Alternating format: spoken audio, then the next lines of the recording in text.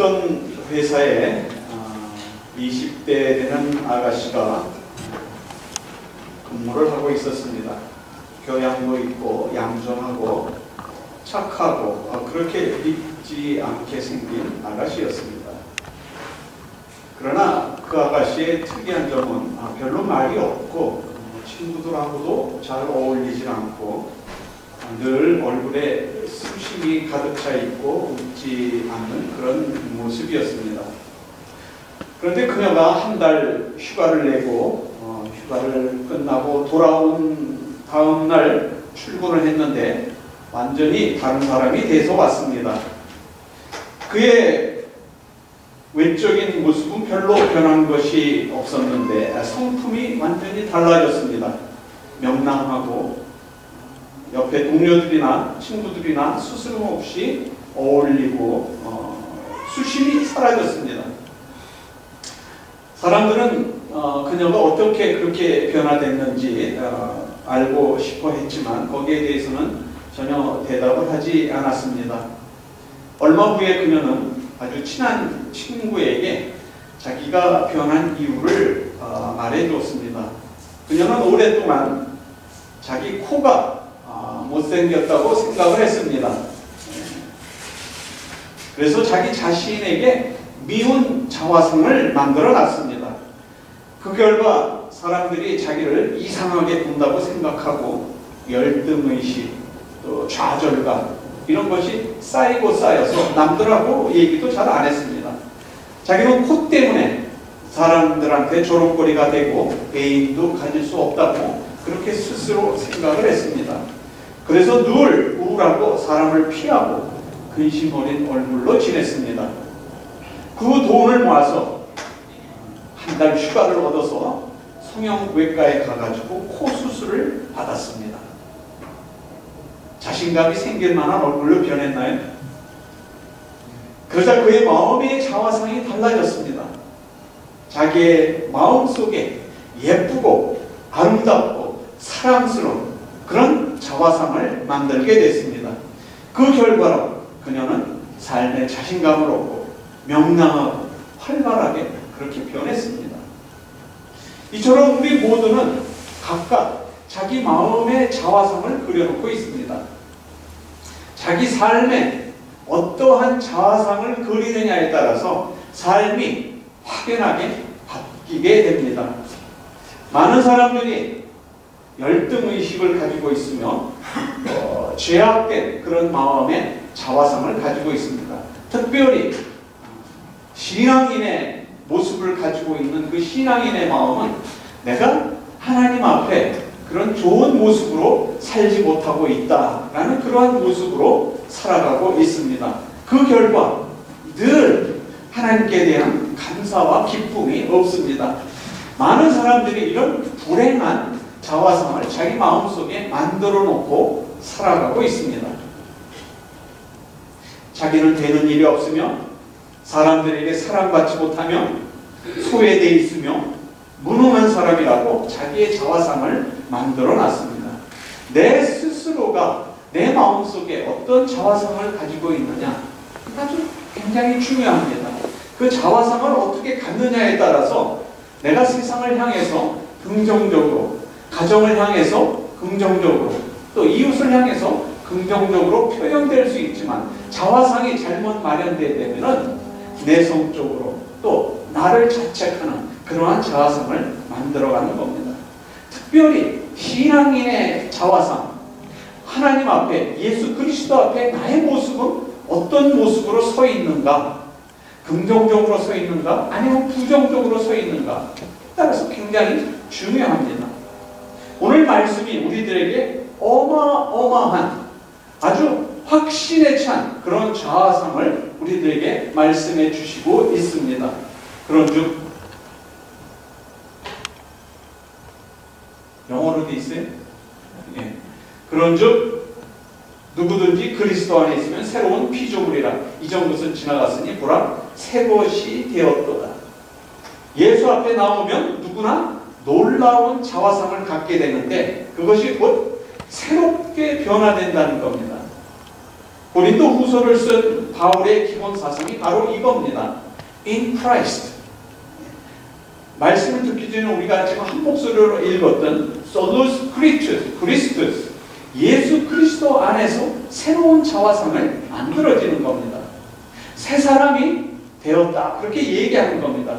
그리스도 안에 묻혀 있어야, 그리스도 안에 진심으로 들어가 있어야, 예수 그리스도와 내가 하나가 돼야 그 안에서 내가 새로운 모습으로, 새로운 사람으로 살아갈 수 있는 겁니다. 근데 예수 그리스도를 믿으면서도 내 마음속에 이게 진짜인가? 인가? 아닌가? 예수 그리스도 안에 완전히 들어와서 맞다, 확실히 주는 그리스도시요 살아계신 하나님의 아들입니다 라는 고백을 가지고 살지 못하고 이게 진짜인가?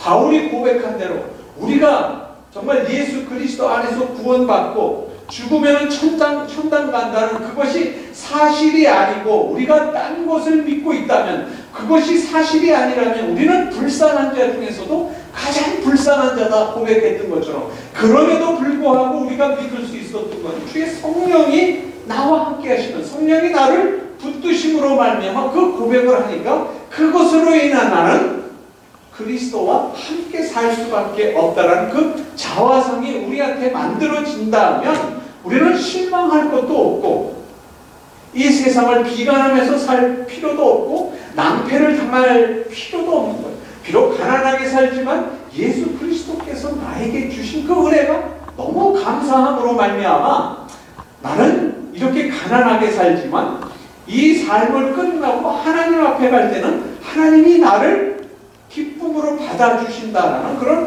확신으로 말미암아 기쁨의 자화상이 만들어지는 겁니다. 그러나 그 예수 그리스도 안에 들어와 있지 않으면 가면서도 믿으면서도 이거 정말 믿어도 되는 건가? 아니면 이렇게 믿다가 죽어서 아무것도 없으면 뭐야? 낭패하냐? 이렇게 그리스도 밖에 있기 때문에, 그리스도 안에 들어와 있지 못하기 때문에 항상 내 마음이 그리스도와 함께 있지 못하고 항상 주변에서, 그리스도 주변에서 맴도는 그런 삶을 살게 되는 겁니다. 우리가 거듭나고 새로워진다는 것 내 노력으로 되는 게 아닙니다. 하나님 그렇게 해주십시오. 그랬을 때 내 결단으로 되는 것이 아니라 주의 성령으로 인해 그렇게 되는 겁니다. 많은 곳에 슬픔이 있고 눈물이 있고 악한 것이 있습니다. 지금도 그렇고 앞으로도 계속 그렇게 죄악된 세상일 겁니다. 그런데 더 이상 우리가 속지 말아야 될 것은 그런 죄악된 세상에서 나를 만들어 가지 않으면, 나를 신앙인의 예수 그리스도의 자녀로 만들어 가지 않으면 내가 언제든 무너질 수 있고 내 가족이나 내 가정이나 내 생업 속에서 예수 그리스도의 흔적을 나타내지 않으면 나는 하나님을 기쁘시게 할 수 없다는 그 자화상을 만들어 놓고 있지 않으면 언제든 나는 한순간에 무너져 버리고 마는 겁니다. 지금 내가 있는 이 장소에서 하나님을 찾아 기도하면 하나님께서 나에게 곧 경건한 마음을 허락해 주시고 거룩한 장소로 나를 인도해 주시는 겁니다. 오늘 본문 말씀은 내가 예수 그리스도를 믿고 예수 그리스도를 따라 살기를 원한다면 내 삶은 더 이상 고통이 아니라는 거예요. 살기로 작정만 한다면 나는 내 삶을 내가 살아가는 것이 아니라 하나님이 나에게 은혜를 주셔서 하나님의 은혜로 살아간다는 거예요. 나와 함께 하시는 성령의 은혜로 살아간다는 겁니다. 그래서 오늘 선언하는 게 바로 그거예요. 누구든지 그리스도 안에 있으면 새로운 피조물이다. 근데 내가 새로운 피조물이 되지 못하는 것은 그리스도 밖에 있기 때문에, 예수 그리스도를 100% 신뢰하는 그런 입장에 있지 않기 때문에. 왜요? 성령의 도우심을 간구해야 되는데 내 뜻대로 믿으려고 하니까, 내 의지로 믿으려고 하니까 안 되는 거예요. 성령의 은혜를 기다리는, 그래서 성령에게 모든 것을 맡기는, 우리는 예수 그리스도의 은혜로 말미암아 변화를 받은 자들입니다. 죄와 사망 권세 아래 있지만 그 안에서 살고 있지만 예수 그리스도의 십자가 은혜 아래 살고 있습니다. 그래서 죄에서 벗어났고 사망에서 벗어났기 때문에 이제 새로운 피조물이 된 겁니다. 더 이상 나의 인생은 고통스러운 인생이 아니라 두려운 인생이 아니라 답답한 인생이 아니라 감사와 기쁨으로 가득한 인생인 겁니다. 이 기쁨의 경험이 우리에게 있어야 합니다. 그런데 많은 신자들이 말씀은 암송하고 있고 말씀에 담긴 놀라운 은혜도 알고 있지만 그리스도 안에서 새로운 피조물이 되었다는 그 체험이 부족하기 때문에 이 체험을 항상 간구하게 되는 겁니다. 그 간구하다가 나는 왜 그러지? 저런 사람은 저런 은혜를 받았는데 왜 나한테는 이 은혜가 안 오는 거지? 왜 그렇지? 이런 질문 때문에 아직도 나는 그 상태를 벗어나지 못하고 있는 겁니다.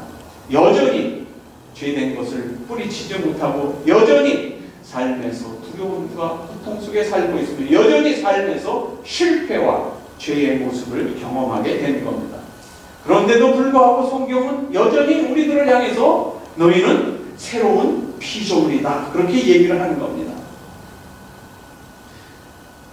NIV 성경에서는 그걸 이렇게 표현했어요.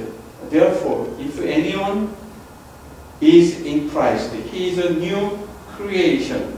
The old has gone, the new has come. 마지막에 있는 has come. 이미 왔다는 겁니다. 우리는 이미 새로운 피조물이 돼 버렸다는 겁니다. 그래서 그리스도 안에서 이미 약속된 언약을 받고 있습니다. 그래서 우리는 확실히 내가 세상적으로 살다가 거짓말 조금 하고 세상적으로 살다가 하나님 조금 떠난 것 같고 세상적으로 살다가 좀 가정에서 불화하고 세상적으로 안 되는 일이 있을 때는 하나님 왜 이러지? 나는 하나님 자식이 아닌가? 저 사람 저렇게 잘 돌보아주는데 왜 나는 안 돌보아주지? 내가 거짓말했기 때문에 하나님의 성령이 나를 떠났나? 내가 하나님 말씀대로 안 살았기 때문에 하나님이 나를 미워하시나? 아니요. 나는 하나님의 백성, 새로운 피조물이 된 겁니다. 나는 이미 has come, 주의 성령의 은혜로 말미암아 살고 있습니다. 그럼에도 불구하고 연약한 나의 마음으로 인해서 내가 그 마음대로, 그 말씀대로 살지 못하고 따르지 못하고 있을 뿐입니다.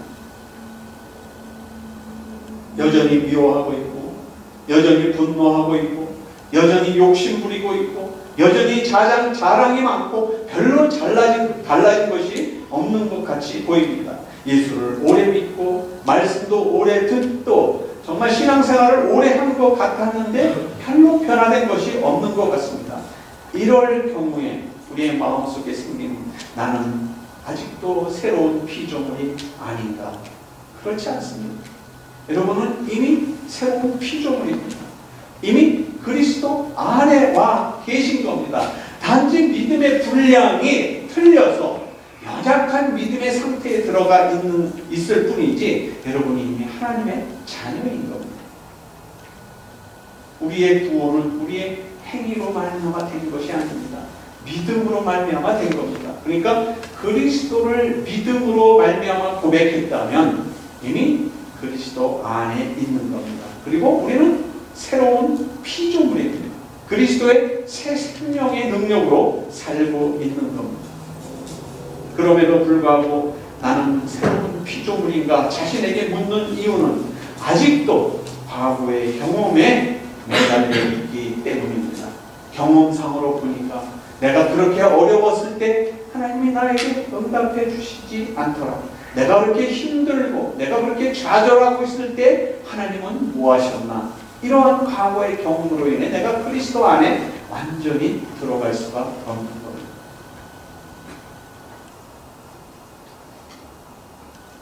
지나온 경험으로 보면 잠깐 있었던 내 경험을 생각하면 생각할수록 지금의 나는 전혀 새롭게 변한 것으로 보여지지 않는 겁니다. 그 경험을 잊어버려야 합니다. 자꾸 그 경험이 기억되는 이유는 내 신앙의 양심이 자꾸 나를 찌르는 겁니다. 자꾸 옛날 생각을 하게 해서 나를 자꾸 옛날로 되돌려 보내는 겁니다. 잊어버리세요. 과거에 어떻게 믿었던 지금 이 순간 이 시간 하나님의 주의 성령의 은혜를 기다리며 하나님 나의 지나간 모든 걸 잊으시고 잊게 해주시고 새로운 하나님의 피조물로서 새롭게 변화된 하나님의 백성으로서 살아가게 하옵소서. 아멘 고백하고 돌아가는 여러분 되시기를 바랍니다. 그때 나는 이렇지는 않았는데 하나님을 향한 비전과 열정이 있었는데 지금은 왜 이런가? 과거의 경험상에 또 경험이 좋은 경험을 가지고 있는 사람이 지금 실망하는 사람이 있다면 과거의 경험 다 잊어버리세요. 그때 역사했었던 하나님이 계시다면 그 기억이 있으시다면 다시 새로운 모습으로 여러분에게 다가오실 겁니다.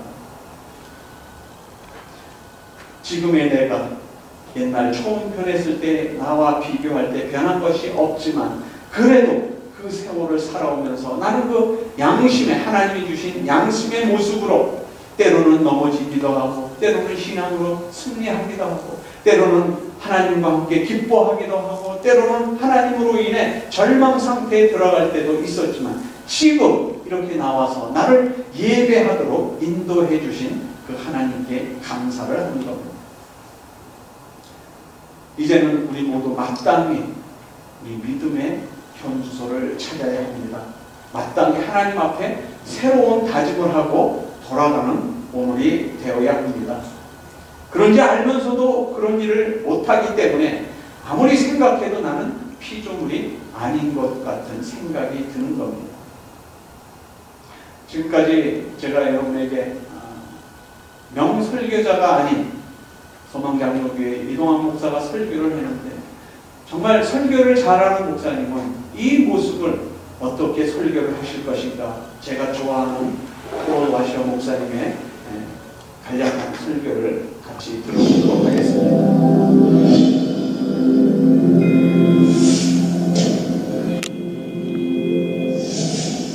False teachers are God's judgment on people who don't want God, but in the name of religion plan on getting everything their carnal heart desires. That's why a Joel Osteen is raised up. Those people who sit under him are not victims of him. He is the judgment of God upon them because they want exactly what he wants and it's not God. And you can line them all up along with him. That's where it is. For ourselves, teachers in accordance to their own desires. So you get a bitty hen in there who all he wants to do is tell you you're going to have a Mercedes-Benz. Those people aren't victims. He is God's judgment upon them. They want what he wants, and so they accumulate him to themselves along with all those other teachers because they teach exactly what they want. Do you see that? He boasts in the fact that God has children running around all over this country full of carnality, steeped in sin, doing whatever they want, and God does nothing according to your preaching. But they're saved, bless God. When you preach their funeral, you'll preach them straight into heaven. I've seen it 1,000 times. I remember just a while back a man in my own town in Illinois who was a known drug addict, drug dealer, fornicator, absolutely everything. And he is there. He passes away. And the pastor of one of the largest Baptist churches in the area, standing there at a funeral, but that place is loaded with every person that's hardly ever been in church. Drug addicts and everything you can imagine are all there in church to honor their dead friend. And that pastor gets up and he says, I praise God. I know this young man. He sowed a lot of wild oats, but when he was 9 years old, I was there when he prayed to receive Jesus Christ as his Savior, and he's in heaven today. And all those lost sinners went straight out into the streets, justified in their sin because of conservative evangelical Baptist preaching. That's typical in almost every church in this country. It's true. It's true. And it's pathetic. It's pathetic. You say, well, that's mean-spirited. Let me ask you a question. My mother passed away last year. But I remember 3 years ago, I went to the doctor's office with her because she thought something was not right. And that doctor, very gentle, very noble, he looked at my mother and he says, Miss Washer, he goes, you've got cancer. And he goes, it's radical, it's bad. And we've got to move right now if we're going to have any chance of saving your life. I want you to know that man made my mother cry. He hurt my mom. She ruined her day. We were going to go out to get something to eat. He ruined her week.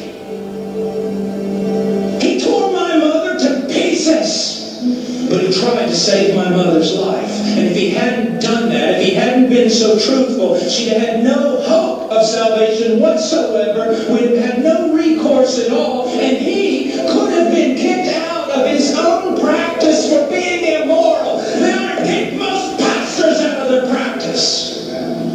Because out of cowardice or self-preservation, they will not preach the gospel. That's all there is to it.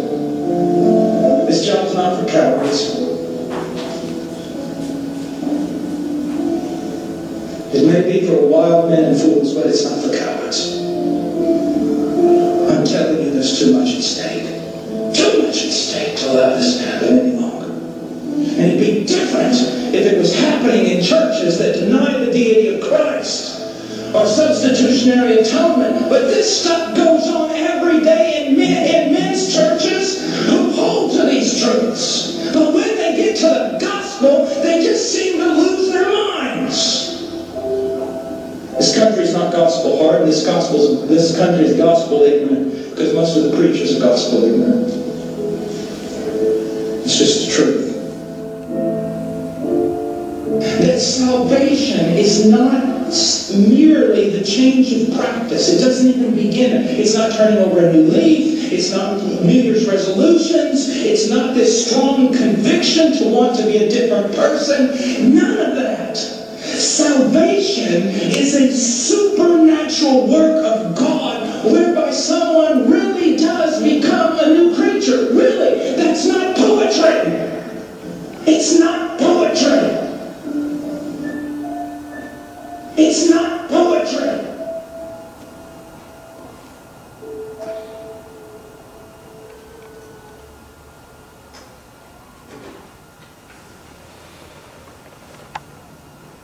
여러분이 이런 명설교자를 만나지 못한 것, 여러분에겐 우편의 작은 불행일지도 모릅니다. 그러나 오늘 설교의 결론은 여러분은 새로운 피조물입니다. 이것이 여러분들 모두의 정체성입니다. 이제 이 정체성 위에 여러분을 세워나가기 바랍니다. 여러분의 삶에 아름다운 열매가 가득하고 놀라운 승리의 삶을 살기 위해서 그리스도 안으로 들어가시기 바랍니다.